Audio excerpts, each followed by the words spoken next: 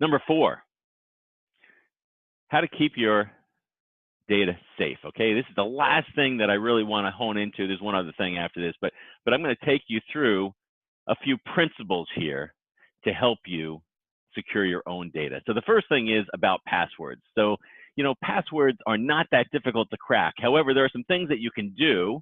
And of course, we're reading in the paper, you may have even gotten an email that says, we have your password. We've been recording you on your video, and we have access to your search history, and you've done some things that I think you're not going to want your family and friends to know about, and we're going to expose those things if you don't pay us a ransom. Okay, that's a big trend right now. Now, do they really have your password? Well, they do. It's right there in the email, and it may be a current password. It may be an old password. And the question is, how did they get that password? Did they actually hack into your system? In most cases, no. However, don't be fooled. They could have. But that particular scam is a widely known scam that actually is not somebody breaking into your computer. It's actually somebody who has gotten your password from some other hack. Some big company that you've done business with sometime in the past has your password in their database, and the hacker has gotten access to that password, and now they're sending it to you because they've got your email and password from that database. And so we think that they have it. Now, here's a couple of important things about that.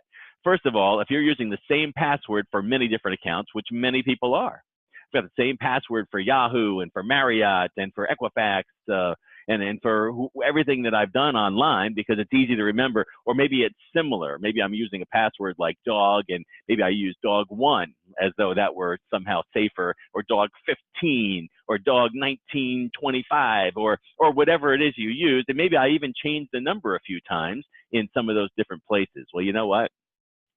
That doesn't really work because hackers know that. And so don't build passwords like that. And so what is the solution? Well, there's a lot of focus right now on two-factor authentication, meaning they're going to send a code to my phone. That's a good thing to do if the application you're using allows you to do that. So I would encourage that. Use two-factor authentication. Secondly, I use a password vault, and I encourage everybody to use a password vault. What is that? That's a program that sits on my computer. It's encrypted. It doesn't mean it's 100% safe, but it's a whole lot safer than a bunch of sticky notes all over my walls or using the same password every time. So instead, now I've got an application that manages all my passwords for me. It's sitting here on my computer encrypted, and it comes up with these really long, crazy passwords, and I can specify the formula. I want a 10-character password that looks nothing like a word, has all kinds of weird symbols and numbers and lowercase and uppercase and all that sort of thing. And I don't have to remember it because that password vault will autofill when I go to log in, or I can just cut and paste either one. I can do either one. Now, there's two benefits to that. One is hackers often get passwords by collecting your keystrokes. Well, there are no keystrokes here because I've copied and pasted or autofilled, no keystrokes. Number two, I've used a different password for everything out there, and so I don't have to worry about if they got my password off of a hotel site that just got hacked, because I'm using a different password everywhere, and I'm going to change that password immediately because I just heard they got hacked, and hopefully they've sent me an email telling me they've got hacked, and I'm going to change my password. I would also recommend you change your password somewhat frequently, and our ability to come up with unique, interesting passwords is kind of crippled. And so using a password vault allows me to auto-generate those passwords. And so if you're using software that's not asking you to change your password every 30 days or so, you ought to do it anyway. And yeah, that's a headache. It's a nightmare. But you know what? It's not as big a nightmare as somebody getting access to your stuff, learning your social security number, learning your bank numbers, and going out and taking loans out and buying a house under your name and doing all kinds of things that's going to take you months and even years to clear your name and identity. So take the time to create the new passwords and forget about the headache. Think about this as something that has enabled us to do some incredible things that we used to not be able to do, like send an email and get message to somebody within seconds, even if they're not currently available, by texting them or emailing them versus writing a letter and going to the post office and dropping it in the mail. See, that's the trade-off. Would you rather go to the post office every time you want to send somebody a letter, or would you like to just type it in a couple of seconds and shoot it off, but spend a few minutes every once in a while creating some new passwords? That second thing is the way to go. Number two, Be careful with email. Remember, I said everything is out there and it's clear text and people can read about it. So they can see your emails, and you want to be realizing that. But it's also true that the primary number, or the number one way that hackers gain access to your computer, is through email or websites. But email is probably the biggest one. So all those emails that you get that you don't really recognize or look like spam or whatever they are, a lot of those contain malware in them. So yeah, it's frustrating to get an email or get lots of emails from people you don't know and have to delete them all, but that's not the big problem. The big problem is emails that contain something malicious in them that you don't recognize. And of course, there are some well-known ones out there, but there are some rules or some tricks that you can use or strategies that will help you stay safe. First of all, if people send you email and you don't recognize who they are, don't click on any links.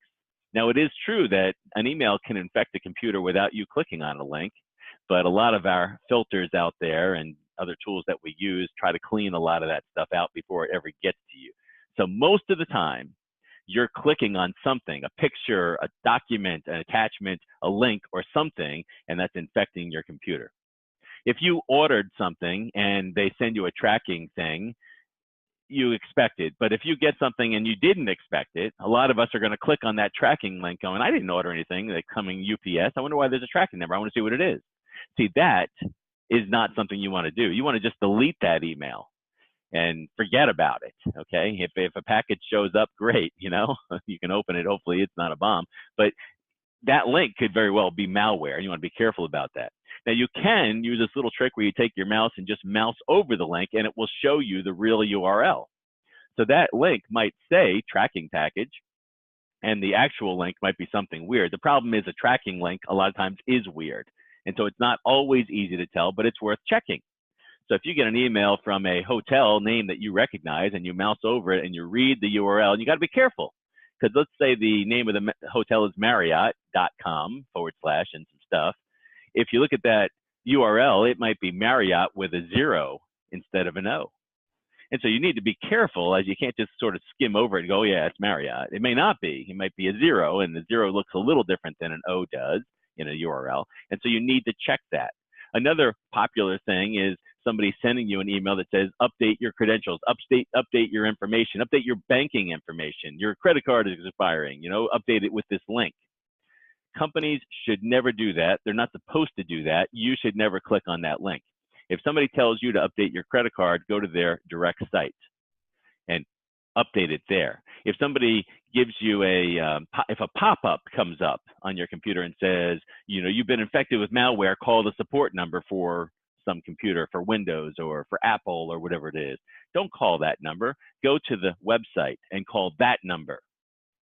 In fact, if somebody calls you on the phone, this is outside of this, but it's still digital. If somebody calls you on the phone and says, we need to update your credit card information, I would tell them, I'll call you right back. And don't get the phone number from them. Go to the website, get the phone number, call the main number, and find out what the story is. Because those are simple hacks that people use to get your credentials, and you don't know who that person is. You don't know who the person is who sent you the email. You don't know where that link is really going, and you don't know who just called you on the phone. So always go back to the number you recognize, or the one on the back of your credit card if you're calling the bank, or something that's going to allow you to do that. Number 3, be cautious in public. You're using coffee shop Wi-Fi. You're using city Wi-Fi, okay? All these Wi-Fis out there could be malicious, okay? So if you're in a coffee shop and there are 2 networks that show up, and a lot of times there's 15, you want to be really careful about which one it is. And if you're not sure, because it's a different coffee shop, you might want to ask which one of these networks is yours. Because it would be easy for me to set up one that was Starbucks 1 and do it maliciously and get you to connect to me instead of the real network.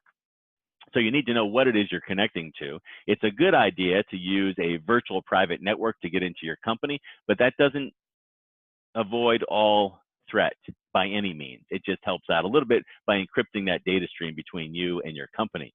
And it's also a good idea to use your hotspot with your phone if you're doing something like banking and you're out in public, because it's much less likely that this is going to be compromised than the public network at a hotel or a coffee shop might be. Okay, so be careful about those things and don't just go in and access stuff. Okay, number 4, make sure you lock down your devices. Most of us are traveling, we have laptops, we have phones, we're out and about. So have we locked down the features, gotten rid of applications that we don't use, for instance, on our phone? Do we have encryption running on our laptops? By the way, when you turn your laptop on, the encryption goes away. So just be aware of that. A lot of people think, oh, it's encrypted. Well, it's not really. Once you turn it on, unless you're running some kind of special software, it's no longer encrypted, okay? But you can set up a firewall that keeps people from connecting to your laptop when you're out and about. You can use your hotspot. Your home network is actually quite vulnerable, okay? So be careful here. A lot of people, if you live in a nice neighborhood, it's not unlikely for a hacker to go through that neighborhood and look for networks that are open or easy to break into, out of date, unpatched, using lousy passwords. By the way, if one of those, I won't name any names, but if a cable provider set up your network, chances are they left the router modem combination sitting on your desk with the default password, which is something like admin. And anybody who knows that what brand that cable company uses is going to know what the generic password is that they use on 90% of their modems, and they'll have access to your stuff because they have the password to the core of your network. A better way to set that up is to ask your provider just to give you the modem and not the router. Usually they're combined, but if you separate the two, you could actually put a firewall behind your modem. The modem is the piece that translates communication from cable to your network, and the router is the thing that you connect everything to, your wireless router or actually wired if you have that. Okay, but that piece should be separate, and you should control it, and you should have a password on it, and it would be good if that were a secure device that included firewall technology in it. The other piece of that is to keep your network up to date, keep things patched and so forth, your computer's patched at home. A lot of people forget about that stuff, and then they're accessing company stuff or they're doing online banking, and things are open. So we want to be really, really careful about that. Okay, I already talked about pop-ups and the main number, so I covered that earlier. So we don't need to cover that again. And then the last thing I want to cover here is to assess your risk, okay? Especially if you own a small business, you are liable for this. In fact, I was involved recently in a legal case where a company wired money for a legitimate transaction, but the system had been compromised and the wiring instructions had been changed by a hacker. Now, if that company has recently had a security assessment and they've done all the things that the court deems as due care, they've got the protection, the detection, the response, security policy in place, they're up to date on compliance, all those different things, then chances are they'll be okay, right? They've done everything they could and they got hacked into. But if any one of those things is missing, and particularly if they haven't had any kind of security assessment, or they're not working with a company that really understands security, and there's a lot of IT providers out there, especially in small business, that are just IT, and they're not security specialists. They don't have any security credentials. They don't have any real security training. They've just learned about some security products. They know how to use this firewall. They know how to use this antivirus software, but they are not security people. And they're different disciplines. It's no different than your general practitioner operating on your eye, screwing up. Now you're blind. And you take them for malpractice, and they go, well, I'm a doctor. I can do eyes. We studied eyes in school. You're like, yeah, but you're not an eye surgeon. You told me you're an eye surgeon, and you're not. And the truth is, a lot of IT providers will tell you they know about security, but they don't. And the people who are actually managing your security have no real security background. They are different disciplines. And security is a whole lot more complex than setting up a network and just letting it run. Okay, or patching it or backing it up or whatever it is they do. So the point is, you are liable if brought to court because of some big issue that affects clients, and you can't prove that you have done the right things to keep your stuff secure. If you have questions about this, I can't really take all kinds of personal questions personally, but I do want to encourage you to make sure you're working with an IT provider that has security expertise, that has the ability to protect, detect, and respond. All three of those things should be in place. They should have people who specialize in security, or have a partner that works in conjunction with them who specializes in security, who is responsible for the security in your organization. If you have all that going and you've done a lot of the things that I've talked about here, they're all pretty basic things, but it will alleviate 90% of the risk out there. Because when you look at all the news out there and you drill into what it is that actually happened, it's not a company who lost their data, got hacked into. A lot of times it's something silly, not very sophisticated, something as simple as using simple passwords across many devices, not changing passwords, and computing out in the open or putting data where it shouldn't be, where it was accessible by people who shouldn't have had access to it. It's usually the simple things that take these companies down, end up in lawsuits, and end up in destroying somebody's life. And I don't want that to be your life. So if you have these few things in place, it's going to alleviate a lot of that. That's all we have today. I hope that's helpful to you, and certainly safe computing out there as we continue on this digital journey.